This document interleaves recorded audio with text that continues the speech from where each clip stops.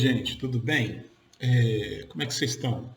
Professor de Paula, estou gravando aqui para vocês esse vídeo. Eu pretendo ser rápido. Esse vídeo é para promover o nosso trabalho dessa próxima semana, a partir de segunda-feira, né, 4 de maio. Né? Infelizmente, essa semana passada, eu fui frustrado nos meus planos. E quais eram os meus planos? É fazer aquele debate, né, sobre aquele assunto, né, aqueles assuntos que eu falei que faria, só que, infelizmente, pouquíssimas pessoas participaram. Já que agora, né, nessa primeira semana de maio, nós estamos numa nova estrutura de horários, tá? E uma exigência da coordenação para que todos participem, então eu vou repetir, né? Eu vou tentar novamente fazer esse trabalho essa semana. Né? Eu acredito que todos, né, possam participar.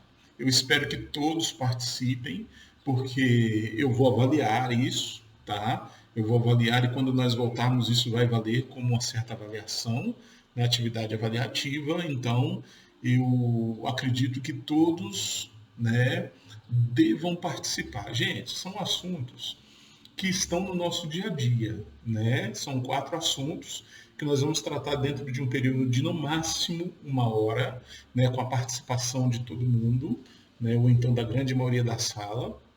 Mas para isso eu preciso que você se atente para algumas coisas. Primeiro, você precisa baixar no seu celular ou no seu computador, né, o Google Meet. Ah, professor, não tem espaço. Bem, você vai ter que retirar algumas coisas do seu celular para que você possa baixar esse aplicativo. Ele não é grande, tá? Por que você vai ter que fazer isso, gente? Nós vamos trabalhar, desde a semana passada eu já estou falando isso. Esse vai ser uma plataforma que eu vou trabalhar bastante com vocês. Então, assim, se você não baixar esse aplicativo, vai ser meio complicado nós interagirmos quando estivermos nas aulas presencial online. O que eu estou querendo dizer isso? As nossas conferências, a partir dessa data, elas serão nesse aplicativo, nessa plataforma do Google Meet. Porque lá, gente, eu posso colocar todo mundo pode participar, tá?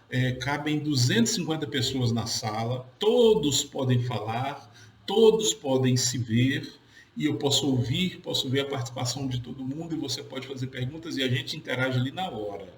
Tá? Então, é uma ferramenta que é extremamente interessante e eu preciso que vocês baixem.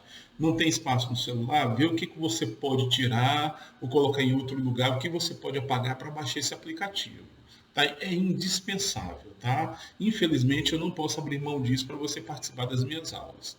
Tá? Então, você precisa fazer isso e participar das aulas. Quais são os assuntos que nós iremos tratar, gente? Eu já divulguei para vocês e vou tornar a divulgar, tá? Eu tenho data e horário marcado para cada um de vocês, tá? O primeiro A, por exemplo, vai ser na segunda-feira, agora na próxima segunda-feira, né, dia 4 de maio, às 10 horas da manhã, vai ser o primeiro A, tá? É aula comigo, nós vamos fazer, né, esse debate. Tá? Só a sala do primeiro A vai estar participando, o convite vai ser só para eles. E assim com todas as salas. Na terça-feira, no 5 de maio, eu vou fazer às 9 horas da manhã com o primeiro B, às 1 hora da tarde vou fazer com o primeiro D, tá? Na terça-feira, 5 de maio. E na quarta-feira, 6 de maio, a 1 hora da tarde, eu vou fazer com 2 turmas ao mesmo tempo, que é o primeiro C e o primeiro E, tá? Nós vamos tratar dos assuntos, eu vou colocar aqui para vocês, tá? Eu vou colocar aqui para vocês alguns pequenos vídeos, né, que eu peguei do YouTube que abordam os assuntos que nós vamos tratar. Eu quero que vocês assistam, são vídeos bem pequenos, mas eles vão te ajudar a ampliar a sua visão para a nossa discussão, né, avaliativa dessa semana, nessa semana de debates, tá? Os assuntos, gente, eu já coloquei para vocês. Sexualidade, tá? Nós vamos trabalhar o tema mulher, principalmente no fato de, será que a mulher realmente é um sexo frágil? E a questão do feminicídio, principalmente na pandemia, nós vamos pegar esse aspecto. Nós vamos trabalhar sobre a questão do negro no Brasil, tá? E sobre a questão do pobre no Brasil hoje. Quem realmente é considerado pobre? Quais as características né, que a sociedade vê e fala quem é pobre e quem não é. Tá? Isso é importante para o nosso trabalho, está dentro do nosso conteúdo. Se estivéssemos em sala presencial, faríamos isso numa mesa redonda, faríamos isso. Como não estamos, nós vamos fazer isso pela internet. Quero que você se prepare, faça perguntas, elabore questões de perguntas, para que a gente possa realmente analisar o que realmente está acontecendo. O que realmente está acontecendo com a nossa sociedade. Nós podemos dar uma resposta definitiva para todas essas questões, ou nós estamos em evolução? Vocês que são novos, por exemplo, você acha que tudo isso está acabado? Que você consegue dar uma resposta definitiva para tudo isso? Eu acho que não. Essa discussão, gente, ela é só a ponta do iceberg. Nós estamos começando uma discussão sobre um assunto que ele vai perdurar durante a nossa vida inteira. Tá? E muito provavelmente, não tenho medo de errar, vocês que agora têm 15, 16 anos, 17, talvez 14, daqui a 10, 15, 20 anos, vocês vão perceber todos esses assuntos que nós estamos tratando de uma forma completamente diferente. A minha época, na idade de vocês, a percepção minha, dos jovens daquela época sobre todos esses assuntos, era totalmente diferente do que é hoje. Né? E assim as coisas vão evoluindo, ou não, né? Alguns dizem que nem evolução depende do seu ponto de vista sobre o assunto, tá? Então, fique antenado, participe, assista os vídeos, tá? Coloque as suas questões, traga para a sala de discussão, tá? Que eu já coloquei, vou divulgar para vocês durante a semana. Participe, porque é avaliativo, tá, gente? Um grande abraço, agradeço a atenção de vocês e que Deus abençoe vocês. Um grande beijo, um grande abraço, professor de Paula.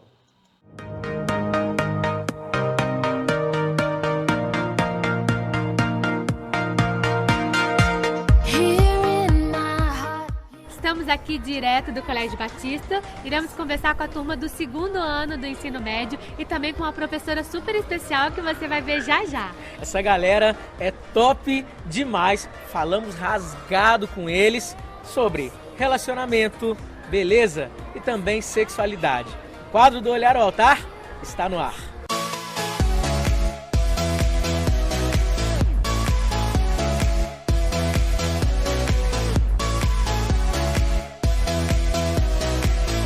Então, sabe aquela galera que a gente falou que ia conversar? Eles estão aqui com a gente agora para falar sobre um assunto muito interessante. E a gente já quer começar assim, rasgando o verbo com essa galera. A gente já conversou um pouquinho fora do ar, então eles já estão bem tranquilos aqui. E eu quero jogar essa pergunta assim, todo mundo vai falar aqui, né, para não ficar assim ninguém sem falar. Eu quero saber como... o que para você, o que é sexualidade? Para você, o que você pensa sobre isso? E como esse assunto foi apresentado para você? Qual foi a primeira vez que tocou-se nesse assunto aí e você se despertou para aprender mais, para saber mais a respeito desse assunto? Vamos começar com o Isaac aqui, ó. Eu acho que sexualidade abrange não só o ato de fazer sexo com a pessoa que você ama, mas, igual a gente estava conversando antes aqui, mas abrange, tipo assim, o sentimento, a cultura de onde é que eu vivo, entendeu? A sociedade, abrange várias coisas, sabe? Não só o ato, entendeu? Eu penso assim, não tem um conceito muito específico. Tá, qual a sua idade hoje, Isaac? Eu tenho 16. Sou muito matemático. E quando foi apresentado para você esse tema? Eu não sei. Se é que você lembra, assim? Assim, que eu lembro, primeira vez que tocou num assunto, assim, sobre o corpo humano, da área sexual, de reprodução, foi na 4ª série. Quantos anos a gente tinha? 10. Ajuda aí, gente. 9 anos de idade. Não, 10, 11. 10, 9, 10. Foi por aí que a gente, aqui no colégio mesmo, a gente tinha umas aulas para ensinar isso, entendeu? Essa área. Legal. E com vocês, meninos, assim, Júlia, você aprendeu mesmo assim na escola, na 4ª série também como Isaac, ou foi em casa? Sua mãe já conversava com você sobre esse assunto, ou até então com uma amiga, né? Que às vezes a gente aprende com um amigo sobre esse assunto. A sexualidade como educação sexual foi com meu pai, assim, que ele é professor de educação sexual e... Ah, que legal. Então ele já... Você tinha que estar aqui hoje, seu pai. professor. Bom você ter tocado na questão de mídia, que nós estamos aí no auge das redes sociais, né? Então, a galera, a maioria de vocês não assiste mais televisão, tá tudo no YouTube, né? Enfim, nas mídias. Vocês acham assim, falar com o Samuel, Rafael, você acha que a mídia ela mostra uma questão, uma coisa muito saudável para nós com relação a isso? Ou ela distorce um pouco essas questões? Porque hoje em dia você está navegando na internet, aparece uma foto, aparece um texto, aparece, enfim, alguma coisa. Tem o Facebook aí que as moças tiram foto, quando você vai ver na realidade não é ela, é bem diferente daquilo que está na foto. Como que você acha que a mídia apresenta sexualidade para a galera hoje? Cara, eu acho que ela te apresenta tipo, na cara, assim, você liga o computador em qualquer site, ele já te joga na sua cara, já, tipo, te dá um tapa, por exemplo, porque você não quer ver, tipo assim, a maioria não quer ver, aí você entra no Facebook, por exemplo, e abre uma janelinha do lado, assim, sabe, sobe rapidinho. Você nem foi buscar aquilo, tipo, veio até você. Ou alguém te manda, tipo, nem te conhece, te manda alguma coisa, aí você, na inocência, por exemplo, vai olhar e é alguma coisa mais, sei lá, mais quente.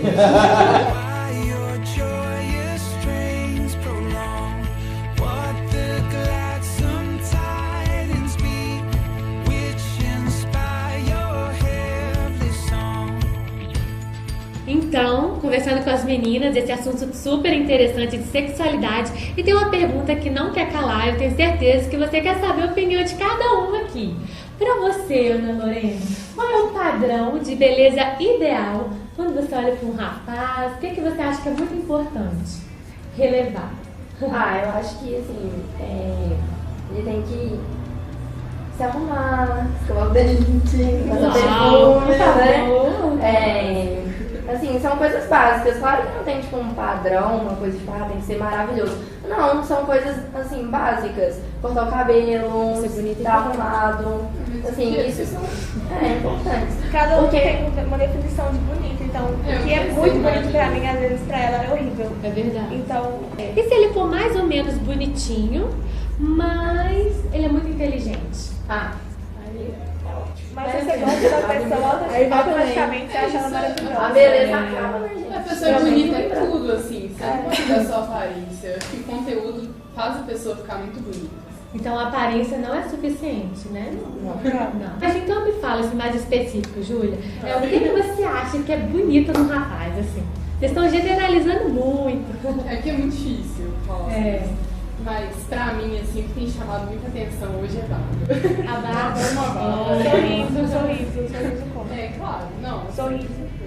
O sorriso que já mostra o dente, já mostra se escova o dente, se passa o dente. É verdade. Aí você já analisa várias coisas ao mesmo tempo. É verdade. Mas se o cara tem uma barba limpa, uma barba bem arrumada, é porque ele é uma pessoa higiênica. Uma barba grande ou uma barba bem feitinha? Bem feitinha. Tá super na moda barba grande, né? Eu já fico pegando no pé do meu esposo. Tira essa barba, tira esse bigodinho.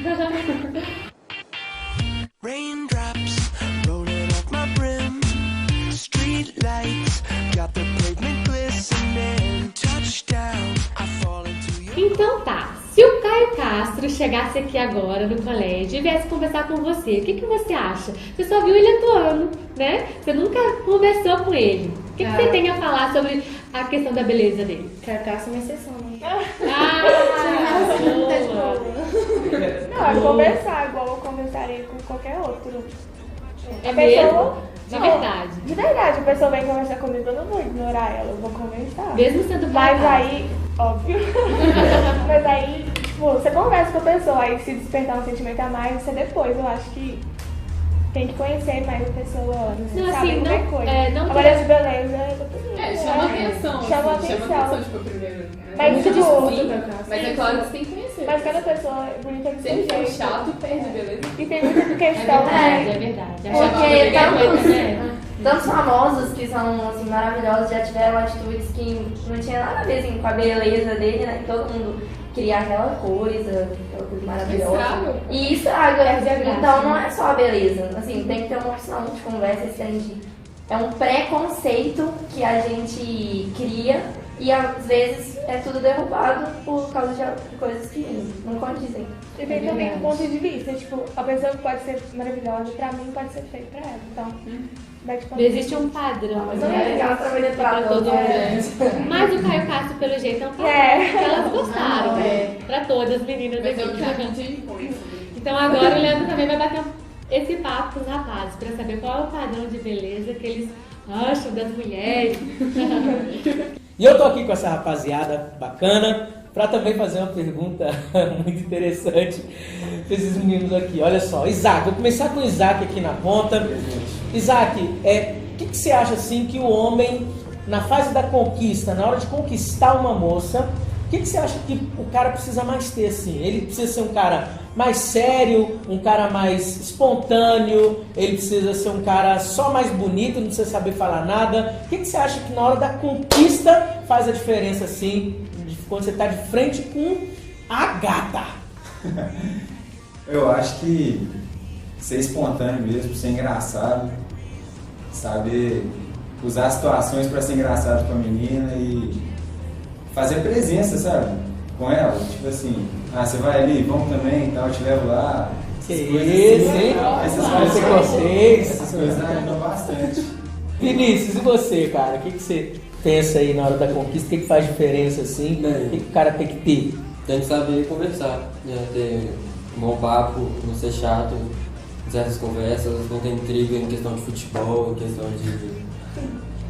de conversa mesmo. E dinheiro, cara? Faz diferença? Tem que ter. Você acha que elas gostam da grana? É mesmo, cara? Elas sempre procuram alguém que tem dinheiro. Porque assim, a gente tá falando assim da nossa parte, né? Somos homens e tudo mais, mas a gente tem que olhar pro que elas gostam, né? Se ela não gosta do meu cabelo grande, eu quero mantê-las afastadas, eu continuo com o cabelo grande, é isso? Brincadeira com você, tá, Isaac? Brincadeira aí. Eu acho que a gente tem que ter um trabalho, a gente tem que ter um dinheiro pra sustentar, entendeu? Porque no futuro a gente vai ter uma família. E já começa assim. Mas o que vocês acham agora que elas esperam de vocês, cara? Vou começar aqui, ó, com esse cara intelectual, assim, ó. O que você acha que a mulher espera de um homem, assim? Eu acho que uma coisa que é diferencial, assim, pra elas é alguém pra ouvir, entendeu? Que elas tentam falar e que realmente... É porque a mulher fala pra caramba, né? Isso, tipo, se você não conseguir... Tô brincando. Se você não conseguir lidar com esse lado delas, você não vai... Provavelmente você vai ter alguma dificuldade.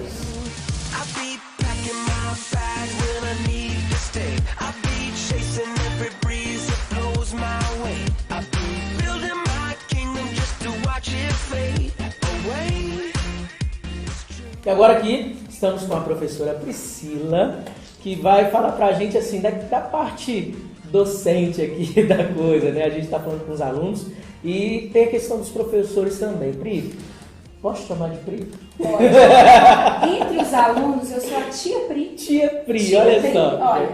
Então, professora Priscila, tia Pri, você é muito procurada pelos alunos para falar, para desabafar a respeito das questões não somente de relacionamento, gostando de um menino, mas também de questões da sexualidade, assim? Depende do aluno, pastor Leandro. Por quê? Aquele aluno que é mais tímido, ele já relaciona a professora de química como uma figura de muita autoridade, né? E não quer chegar muito perto para trabalhar essas questões, porque o aluno já pensa assim, o que a professora vai pensar de mim? Então, o aluno tímido, ele não chega.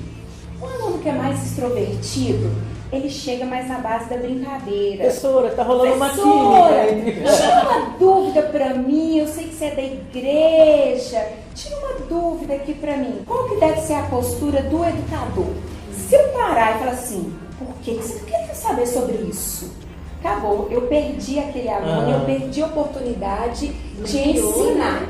Agora, se eu agir com naturalidade, o que a gente faz? Né?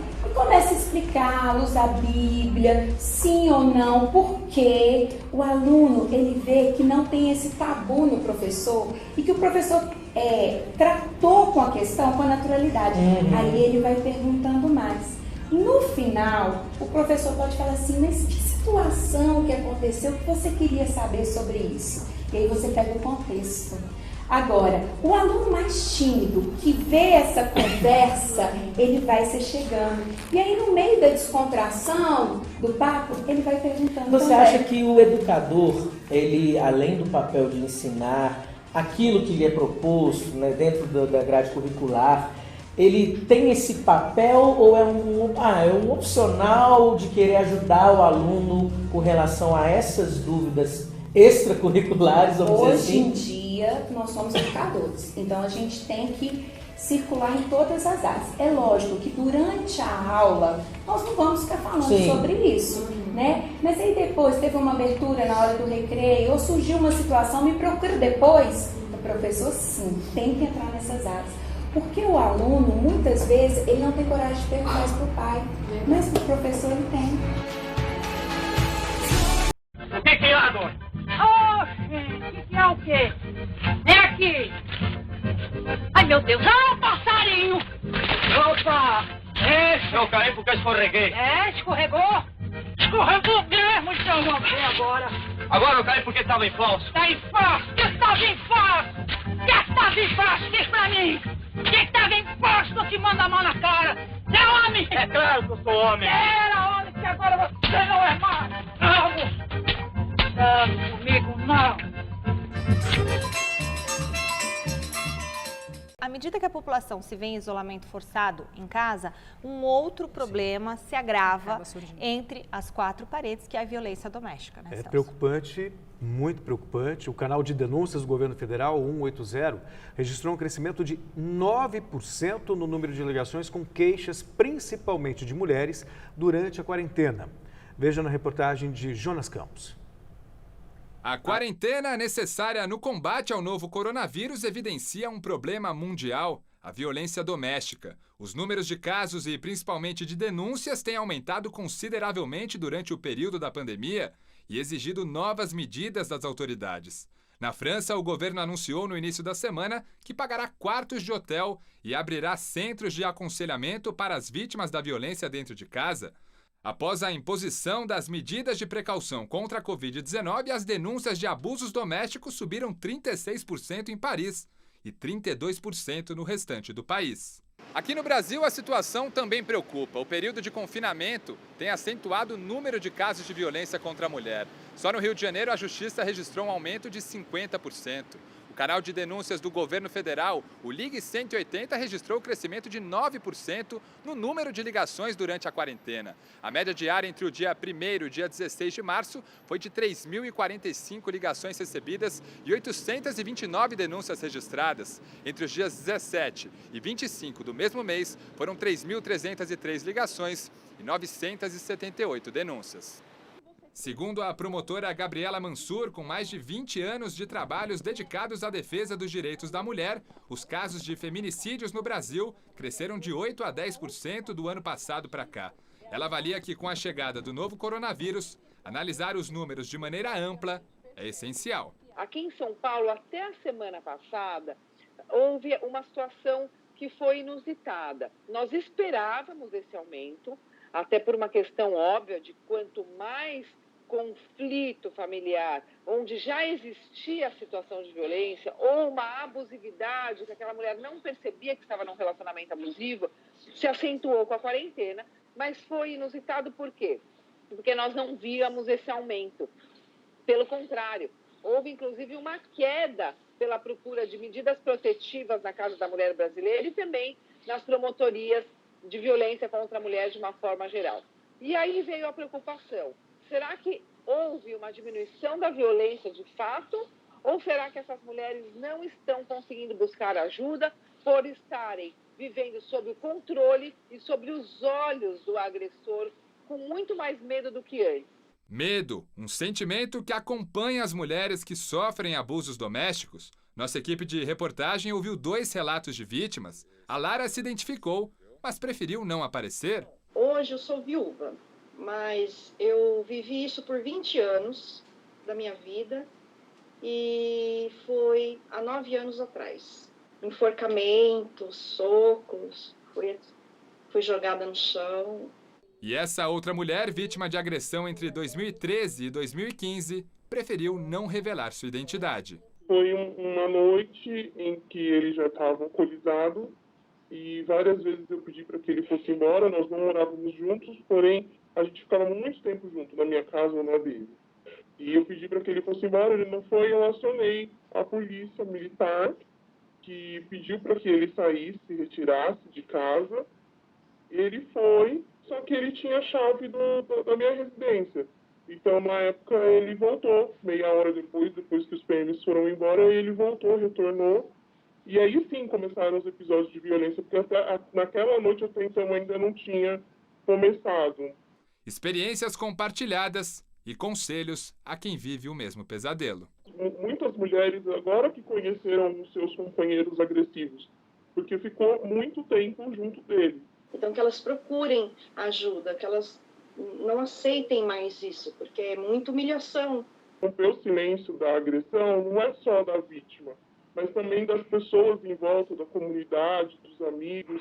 Acho que é todo mundo, né? Seguindo as recomendações do Fique em Casa e só sai em situações emergenciais, se você estiver em situação de violência e precisar sair de casa para sair da violência, saia de casa e vá buscar ajuda. Então, se essa mulher estiver em situação de violência em São Paulo, ela deve se dirigir a uma delegacia da mulher ou à Casa da Mulher Brasileira ou o Disque 180 e fazer uma denúncia.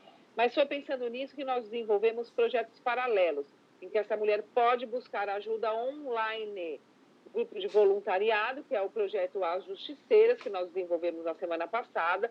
Essas mulheres, elas podem, através de um número de WhatsApp, pedir ajuda. Nós fazemos o direcionamento para uma dessas voluntárias e essa voluntária vai fortalecer, apoiar, ajudar, levar informação para essas mulheres do que o que pode ser feito, para que ela não fique saindo de casa aí sem saber onde ir e sem saber o que fazer. Angela Davis costuma dizer que negro é uma invenção da modernidade para justificar a escravidão no mundo. Do ponto de vista prático, o que separa um indivíduo negro de um indivíduo branco? Duas questões centrais: a construção social do que gira em torno de ser negro e a condição de vida que o indivíduo negro vive, não só no Brasil, como em vários lugares do mundo. Mas se a gente for pensar especificamente no Brasil, sobre o aspecto do que é ser negro, é importante a gente pensar da forma como se deu a construção dessa identidade no nosso país. Primeiro, com a vinda dos africanos para cá, trazidos através da escravidão. Segundo, do mal-estar histórico que é a escravidão no nosso país, porque não se discute a escravidão como deveria se discutir para entender, de fato, a origem dos negros que vieram, qual a contribuição concreta que os negros trouxeram. Há estimativas que dizem que há mais de 2 milhões de corpos negros mortos na costa brasileira, jogados do navio ou que se suicidaram. Isso é um número muito alto. É quase a cidade de São Paulo. Essas questões não se há espaço para discussão, para debate no nosso país, nem dentro da academia e nem fora. Se fala muito superficialmente sobre a escravidão. Se pensa muito sobre a questão econômica, do período pós-escravidão e como se deu essa transição. Se fala muito de dados históricos evidentes, que não se pode negar, que são memórias como, por exemplo, cidades como Salvador ou como Ouro Preto, que são museus a céu aberto que trazem essa narrativa, mas não se discute qual é o impacto para a formação da consciência de uma nação, a questão do negro e do branco num país marcado por uma divisão racial, onde o modo de ser e estar é organizado pelo controle de um grupo sobre a vida de forma plena e total de um outro grupo. Esse lugar onde o indivíduo negro foi colocado e que colocou ele num não lugar reflete muito sobre a forma como as questões raciais se dão no nosso país. Um dos aspectos importantes é o processo de miscigenação, que é uma política deliberada. Não é o acaso que pessoas brancas e pessoas negras se misturaram. Tem um processo de que a gente chama de limpeza racial, que é o clareamento da pele e, com isso, clareamento de costumes ou esquecimento de costumes, modos e tradições que marcam o lugar. Se você for numa casa de pessoas italianas, elas vão ter orgulho em dizer a sua origem. Ah, mas eu sou de Parma. se come tal queijo, se come tal massa, se corta a carne de tal jeito, se fala de tal maneira. Se você for na casa de pessoas da Espanha, elas vão ter orgulho em dizer de onde elas são. Eu sou de tal cidade. Se você for na casa de pessoas japonesas, os costumes que se vivia no Japão, de hierarquia familiar, de hábito alimentar, se mantém intacto. Agora, se você visitar a casa de uma família afro-brasileira ou de descendência africana, que veio porque a família veio para cá no processo da escravidão, não se sabe quais são os costumes. Qual é a origem? Eu sou uma mulher negra que não sei de qual local da África minha família veio.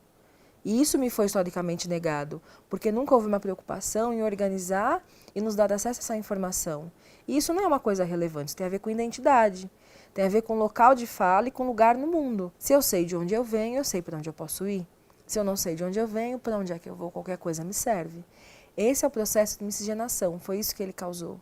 Aliada à noção de supremacia branca europeia, de que a cultura europeia é superior às outras culturas do mundo, e não foi à toa, inclusive, que foram os europeus que foram convidados para vir para cá no processo pós-abolição para ocupar os postos de trabalho.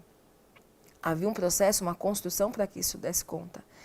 E esse local de invisibilidade, esse local de mal-estar, de não se fala, não se diz, que também é um hábito brasileiro, um hábito cultural nosso, vai cada vez mais colocando não só a memória africana, mas o lugar onde esse indivíduo africano da diáspora, descendente, tem que ocupar, que é cada vez um local mais invisível, cada vez um local de menos fala.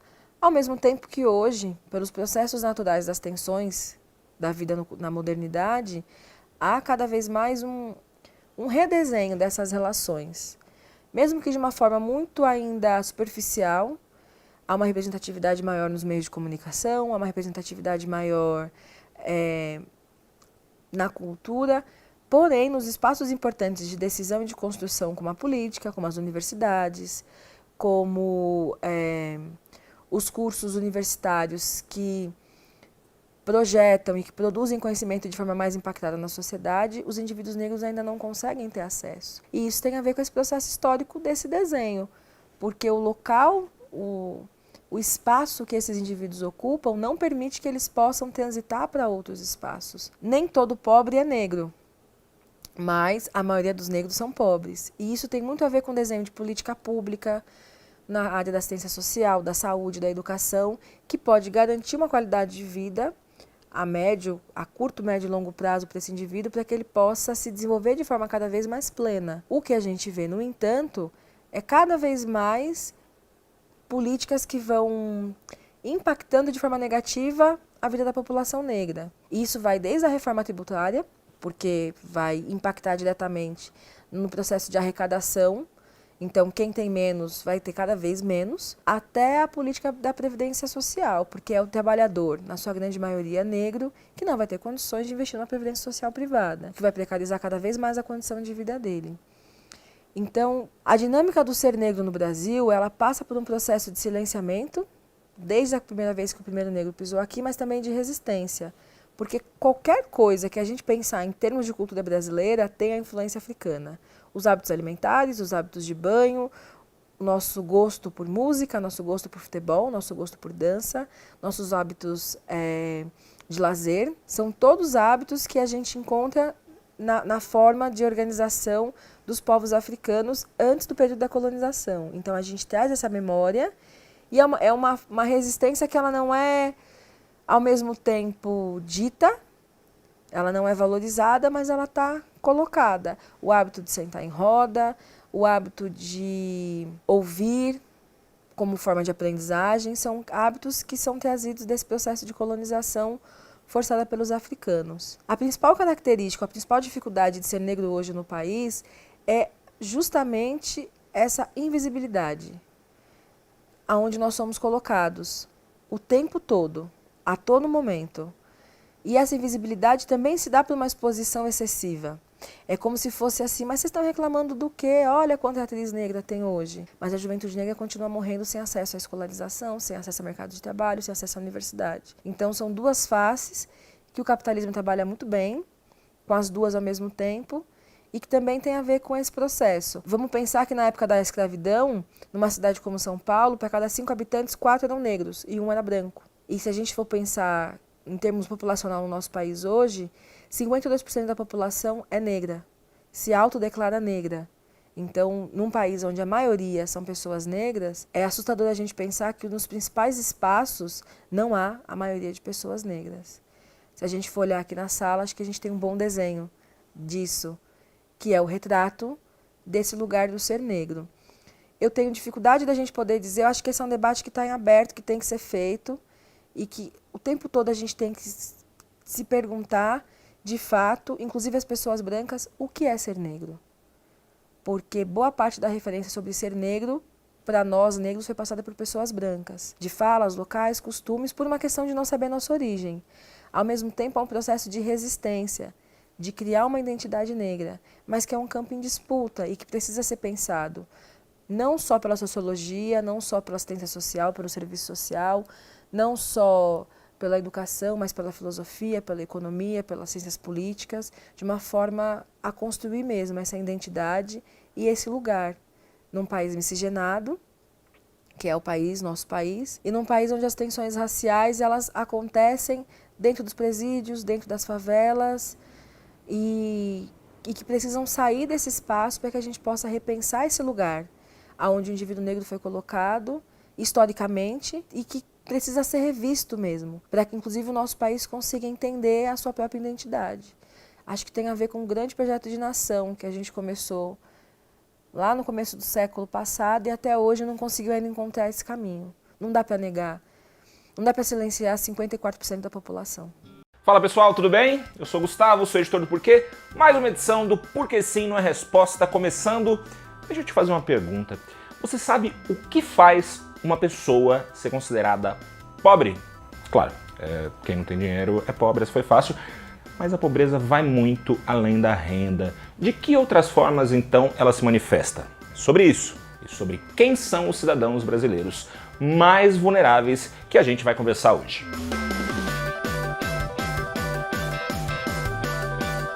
O IBGE publicou recentemente a sua síntese de indicadores sociais de 2017. Nesse estudo, o link está aqui na descrição do vídeo para quem quiser conferir, é usado o conceito de pobreza multidimensional. E que raio é isso aí? Multidimensional. É um conceito que bebe na fonte das Nações Unidas. A ONU colocou para todos os países membros a meta de, até 2030, reduzir pelo menos pela metade a proporção de homens, mulheres e crianças de todas as idades que vivem na pobreza, considerando todas as dimensões da pobreza. E quantas dimensões o IBGE considera na sua síntese de indicadores sociais para definir se um brasileiro é ou não pobre? São 5 dimensões, além da renda, vamos lá. A primeira delas é a falta de acesso à educação. São consideradas vulneráveis as crianças de até 14 anos fora da escola, jovens com 15 ou mais anos que não saibam ler ou escrever, e jovens com 16 anos ou mais que não tenham completado o ensino fundamental. Outro aspecto é a falta de proteção social. É quem mora em casa sem ninguém com mais de 16 anos, empregado e cujo rendimento mensal por morador é de menos de meio salário mínimo. Terceira condição considerada pelo IBGE, a falta de moradia adequada é uma outra dimensão de pobreza. São pessoas que moram em casas sem banheiro, com paredes de materiais não duráveis, com gente demais para pouco espaço e que pagam um aluguel relativamente alto quando a gente compara a renda dessas pessoas. Outra dimensão é a falta de saneamento básico. A gente já tratou desse problema aqui, é um problema grave. Estão vulneráveis as pessoas sem acesso à coleta de lixo, nem rede de abastecimento de água, tampouco esgoto. E, finalmente, a quinta das dimensões de pobreza consideradas pelo estudo do IBGE é a falta de acesso à comunicação via internet. Agora vamos dar uma olhadinha nos números. São da PNAD contínua de 2016. De todos os brasileiros moradores de domicílios particulares permanentes, 12% não vivem em moradias adequadas, 15% não tem proteção social, 29% tem restrição de acesso à educação, 32% não tem internet, 38% não tem acesso a saneamento básico. Quantos desses brasileiros estão expostos a pelo menos uma dessas 5 dimensões de pobreza do IBGE, você sabe? 65% do total. Ao contrário do que muita gente diz, o Brasil é um país de renda média, não é um país rico e, como é um país ainda bastante desigual, de muitos pobres. Esses numerões muitas vezes acabam escondendo o que está por trás, ou melhor, quem está por trás dos números. Como é que a gente pode remediar isso? Fuçando de novo os números. O IBGE separou em 3 recortes a população brasileira para descobrir perfis comuns aos mais pobres do Brasil. Isso ajuda a pensar políticas públicas focadas justamente em quem mais precisa. O primeiro recorte considera a cor da pele e sexo. Você sabe quem tem mais chances de ser pobre no Brasil? Entre homens e mulheres de pele preta ou parda, 74% estão expostos a ao menos uma das 5 restrições. Entre brancos e brancas, a parcela de pobres, pelo ponto de vista multidimensional, é de 54%. Segundo recorte, idade. Os brasileiros mais vulneráveis estão na base e no topo da pirâmide etária. Até 14 anos de idade, 65% das pessoas no Brasil são pobres em alguma dessas dimensões diferentes da renda. No caso dos idosos, 80% deles estão nessas condições, o que, aliás, joga a luz sobre a necessidade de reforma da Previdência. Se o Temer e o Congresso fugiram da resposta, o próximo presidente ou a próxima presidente não terá como escapar disso. O terceiro recorte do IBGE foi feito pelo tipo de arranjo familiar. Qual família proporcionalmente é mais vulnerável no Brasil? Qual o perfil dessa família? Mulheres pretas ou pardas, sem marido e com seus filhos de até 14 anos têm mais chances de viver na pobreza que o restante da população do Brasil. Nada menos que 81% das famílias são carentes, ao menos em um desses pontos. Moradia adequada, proteção social, acesso à educação, à internet e ao saneamento básico. Nessas eleições, quando algum candidato prometer para você coisas como crédito barato aí para os empresários, para o Brasil crescer, incentivo para a indústria do carro, né? A indústria do carro sempre precisa de um dinheirinho a mais, descontos nos impostos dos produtores rurais, coisas desse tipo. Lembra desse vídeo? O dinheiro não dá em árvore e o dinheiro dos impostos não é diferente disso. Com o dinheiro dos impostos, quando essa grana é usada com quem não precisa dela pelo governo, falta um tanto de coisas para quem sozinho vai ter bastante dificuldade em escapar da armadilha da pobreza.